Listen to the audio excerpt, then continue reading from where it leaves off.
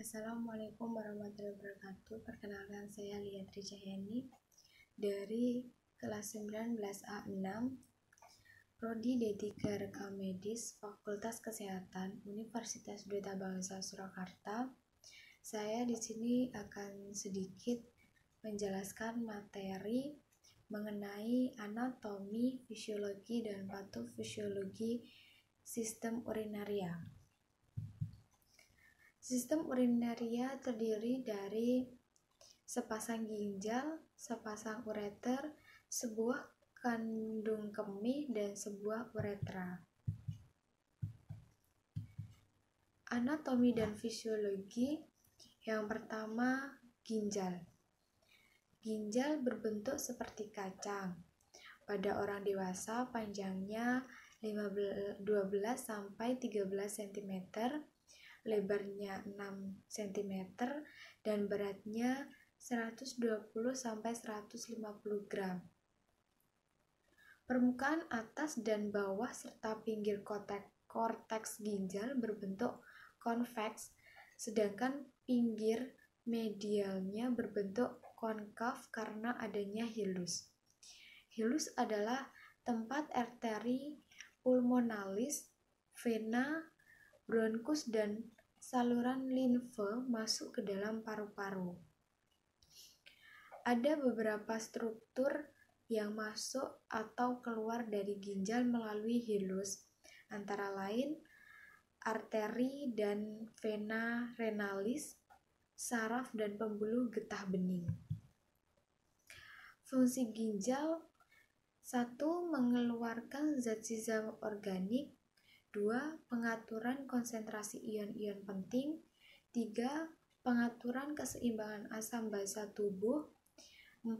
Pengaturan produksi eritrosit. 5. Pengaturan tekanan darah. 6. Pengendalian terhadap konsentrasi glukosa darah dan asam amino darah. 7. Mengeluarkan zat beracun. Lapisan ginjal. Setiap ginjal terbungkus laput tipis berupa jaringan fibrus. Lapisan ginjal terbagi atas dua, yaitu lapisan luar, ada lapisan korteks, dan substantia cortalis. Kemudian ada lapisan dalam, yaitu medula atau substantia medullaris. Fisiologi ginjal. Yang pertama, mengatur volume air. Kelebihan air dalam tubuh akan diekskresikan oleh ginjal sebagai urin atau kemih yang encer dalam jumlah besar. Kekurangan air menyebabkan urin yang disekresi berkurang dan konsentrasinya lebih pekat, sehingga susunan dan volume cairan tubuh dapat dipertahankan normal. Yang kedua, mengatur keseimbangan osmotik dan mempertahankan keseimbangan ion yang optimal dalam plasma atau keseimbangan elektrolit. Bila terjadi pemasukan atau pengeluaran abnormal ion-ion akibat pemasukan garam yang berlebih, atau penyakit, yaitu diare muntah, ginjal akan meningkatkan ekskresi ion-ion penting, misalnya Na, K, Cl, Ca, dan PO3. Yang ketiga, mengatur keseimbangan asam basa cairan tubuh. Yang ketiga, mengatur keseimbangan asam basa cairan tubuh. Bergantung pada apa yang dimakan, campuran makanan menghasilkan urin yang bersifat asam atau disebabkan hasil akhir metabolisme protein. Apabila banyak makan sayur-sayuran, urin akan bersifat basa. pH urin bervariasi antara 4, 8, dan 2. Yang keempat, ada ekskresi sisa hasil metabolisme. Hasil metabolis hemoglobin, dan bahan kimia asing atau peptisida. Yang kelima, fungsi hormonal dan metabolisme. Ginjal mengekskresi hormon renin yang mempunyai peranan penting mengatur tekanan darah atau sistem renin-angiotensin aldosteron, membentuk eritropoiesis atau mempunyai peranan penting untuk memproses pembentukan eritrosit.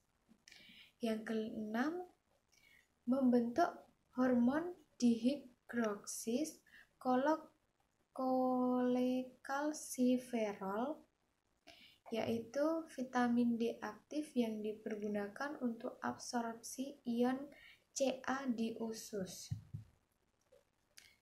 Struktur ginjal. Pertama, korteks ginjal atau korteks renalis. Mengandung jutaan alat penyaring atau nefron 1 sampai 1,5 juta. Fungsi nefron yaitu membentuk urin dengan cara filtrasi, reabsorpsi, dan sekresi. Nefron terdiri dari badan Malpighi dan tubulus. Badan Malpighi tersusun dari kapsul, Bowman, dan glomerulus. Kapsul Bowman berbentuk seperti piala yang melingkupi glomerulus. Glomerulus merupakan gumpalan jaringan kapiler darah pada cekungan kapsul Bowman. Pembuluh yang menuju glomerulus disebut arteriole afferent, sedangkan pembuluh yang meninggalkan glomerulus disebut arteriole efferent. Yang kedua, ada sumsum ginjal atau medula renalis. Pada sumsum ginjal terdapat suatu jaringan berbentuk kerucut yang disebut piramid. Piramid mengandung banyak pembuluh dan berguna untuk mengumpulkan hasil ekskresi. Cairan yang berkumpul pada piramid akan disalurkan melalui saluran pengumpul menuju pelvis renalis atau rongga ginjal. Selanjutnya, pelvis renalis berhubungan dengan ureter. Selanjutnya, nefron dibagi menjadi dua.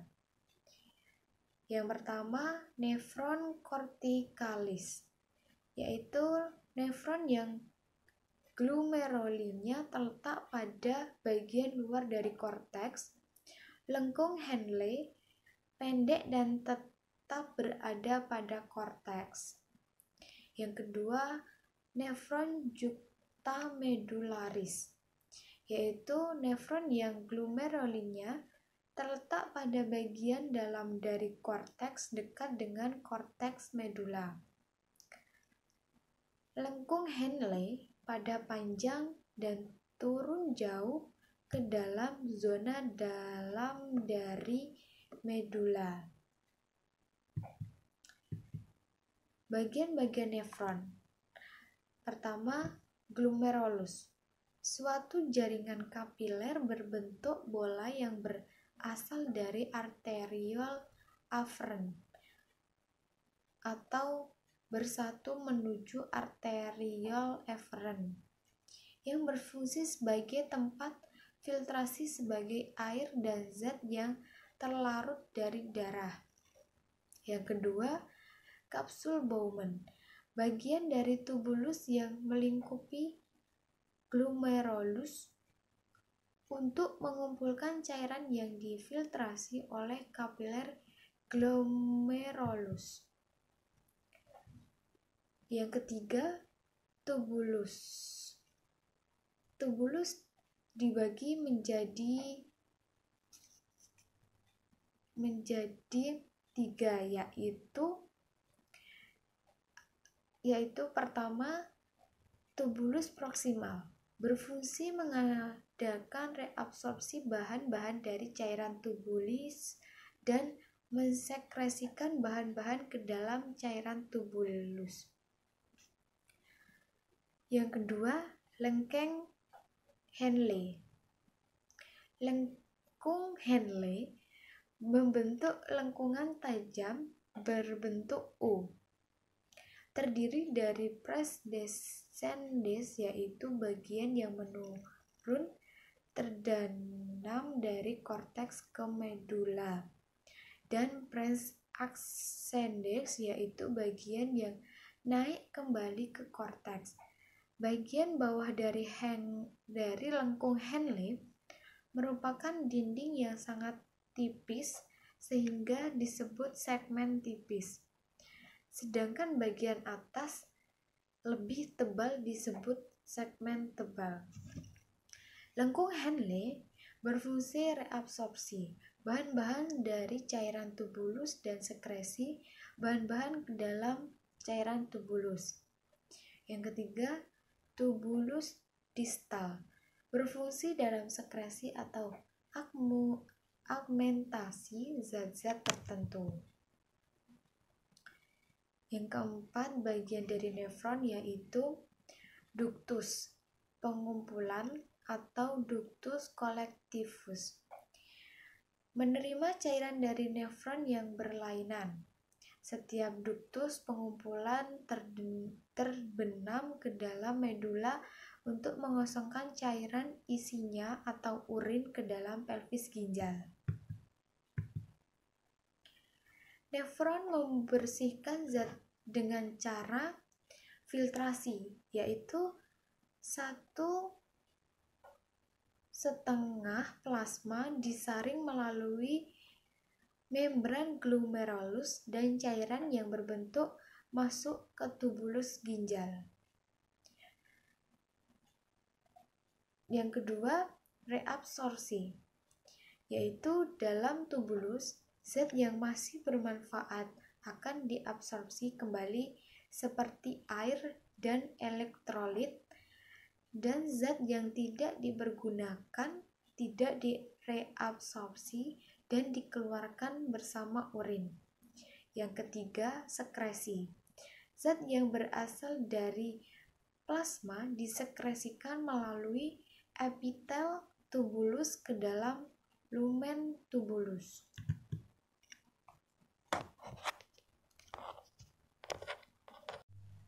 Anatomi dan fisiologi yang kedua yaitu ureter. Tabung atau saluran yang menghubungkan ginjal dengan kandung kemih. Ureter merupakan lanjutan pelvis renal menuju distal dan bermuara pada vesika urinaria. Panjangnya sekitar 25-30 cm. Terdiri dari dua bagian, yaitu pars abdominalis, yaitu berada di dalam rongga abdomen, dan pars pelvina, yaitu di dalam pelvis. Bagian dinding ureter terdiri dari lapisan luar dan lapisan dalam. Lapisan dinding ureter terjadi gerakan peristaltik tiap 5 menit sekali yang mendorong urin melalui ureter. Anatomi dan fisiologi yang ketiga yaitu vesika urinaria atau sering disebut juga dengan bladder atau kandung kemih. Merupakan kantung berongga yang dapat direnggangkan dan volumenya dapat disesuaikan dengan mengubah status kontraktil otot polos di dindingnya. Mempunyai fungsi sebagai reservoir urin sekitar 200-400 cc. Vesikel urinaria merupakan bagian satu apex, yaitu dihubungkan ke kranial oleh urasus atau sisa kantong allantois sampai ke umbilikus atau pusar. Yang kedua ada corpus, yang ketiga fundus.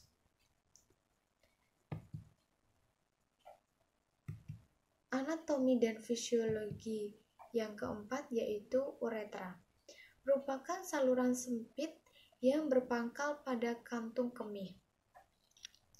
Berfungsi menyalurkan air kemih keluar. Proses pembentukan urin yang ketiga yaitu sekresi atau augmentasi, yaitu proses pengeluaran zat sisa yang sudah tidak diperlukan lagi oleh tubuh. Pembuluh darah melepaskan zat-zat yang tak berguna, seperti ion H, K, dan NH3 atau amonia ke urin sekunder pada tubulus contortus distal. Kemudian dialirkan ke tubulus contortus collectivus, kemudian disalurkan ke saluran pengumpul. Di saluran pengumpul berlangsung penyerapan H2O sehingga terbentuk urin sesungguhnya, kemudian menjadi ke rongga ginjal, ureter, dan ke kantung kemih untuk disimpan sementara. Bila kantung kemih penuh, urin akan dikeluarkan melalui uretra. Peredaran darah ginjal. Ginjal mendapat darah dari aorta abdominalis yang mempunyai percabangan dengan arteri renalis atau berpasangan kiri dan kanan. Arteri renalis bercabang menjadi arteri arcuata, kemudian bercabang menjadi arteri interlobularis. Arteri interlobularis yang berada di tepi ginjal bercabang menjadi kapiler, membentuk gumpalan-gumpalan yang disebut glomerulus. Glomerulus ini dikelilingi oleh alat yang disebut kapsula Bowman. Kemudian persyarafan ginjal. Ginjal mendapat persyarafan dari plexus renalis atau sistem saraf dan otot yang mengontrol pembuluh darah. Berfungsi untuk mengatur jumlah darah yang masuk ke dalam ginjal. Ginjal terdapat kelenjar suprarenalis. Kelenjar ini merupakan kelenjar buntu yang menghasilkan dua macam hormon, yaitu adrenalin dan kortisol. Ciri-ciri urin yang normal. Jumlahnya rata-rata 1-2 liter sehari, tetapi beda-beda sesuai jumlah cairan yang dimasukkan. Banyaknya pertambahan pula bila terlampau banyak protein dimakan. Warnanya bening, oranye pucat tanpa endapan. Baunya biasa tajam atau kurang minum air putih, makan petai, infeksi saluran kemih, gangguan metabolisme tubuh, dan gangguan hormonal. Berat jenis bersekitar dari 1.100 sampai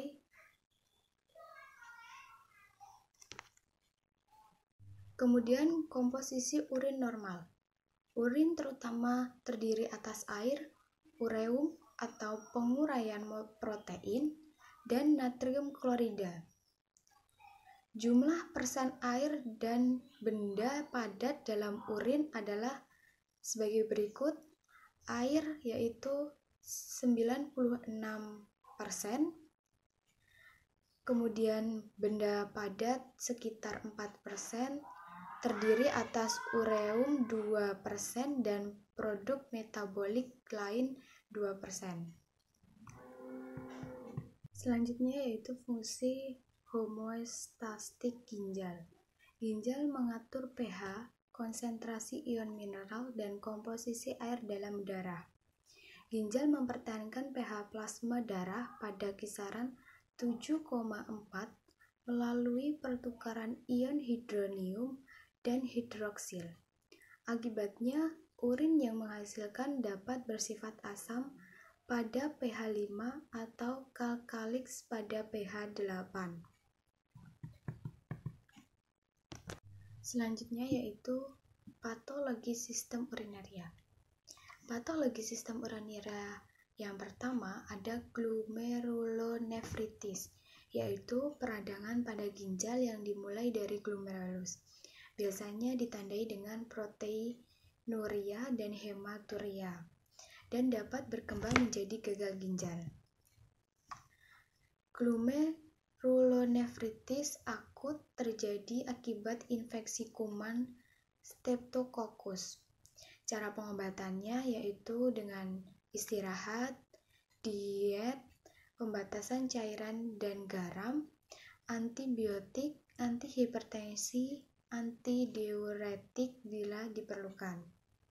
Glomerulonefritis kronis biasanya ditandai dengan kerusakan ginjal atau kelainan pada urinalis atau tes pada sampel urin dengan penurunan laju filtrasi glomerulus. Biasanya juga ditandai dengan penurunan semua fisiologi ginjal secara bertahap, diikuti penimbunan sisa metabolisme protein dan patologi sistem urinaria yang kedua yaitu sindrom nefrotik, yaitu suatu sindrom yang terjadi akibat berbagai penyakit yang menyerang ginjal dan menyebabkan proteinuria atau protein di dalam air kemih, menurunnya kadar albumin atau protein utama darah dalam darah, penimbunan garam dan air yang berlebihan, meningkatkan kadar lemak dalam darah. Patologi sistem urinaria yang ketiga yaitu nefritis, yaitu peradangan ginjal ditandai dengan hematuria atau darah di dalam air kemih, proteinuria atau protein di dalam air kemih, dan kerusakan fungsi ginjal yang tergantung kepada jenis, lokasi dan beratnya reaksi kekebalan. Patologi yang keempat yaitu gagal ginjal atau renal failure, yaitu penyakit di mana fungsi organ ginjal mengalami penurunan. Ginjal tidak lagi mampu bekerja sama sekali dalam hal penyaringan pembuangan elektrolit tubuh, menjaga keseimbangan cairan dan zat kimia tubuh seperti zodium dan kalium di dalam darah atau produksi urin.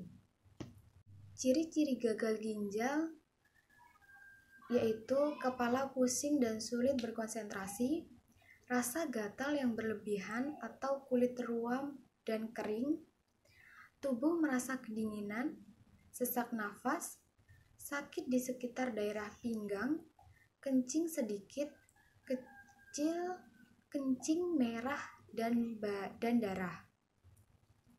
Kelainan urin, proteinuria, hematuria, dan bakteri.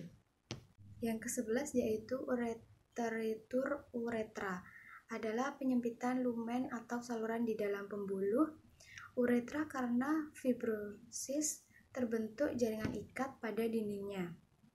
Sekian presentasi dari saya. Jika ada salah kata, saya mohon maaf. Wassalamualaikum warahmatullahi wabarakatuh.